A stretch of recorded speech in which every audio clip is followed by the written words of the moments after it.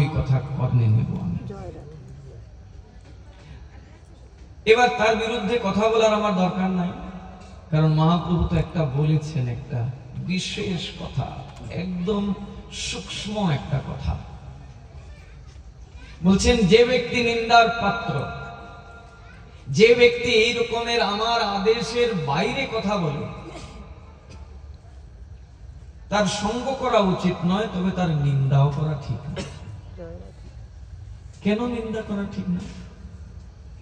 না, আমি যে ব্যক্তির নিন্দা করব না, সঙ্গে সঙ্গে কি হবে, ওই নিন্দিত ব্যক্তির যে পাপ সেটা আমার মধ্যে চলে আসবে, আর আমার যে ভালো গুণ তার কাছে চলে যাবে। এই জন্য তো ভক্তদেরকে কতভাবে সাবধান করেছেন, সাধু সাবধান, যাকে তাকে সাবধান করুন।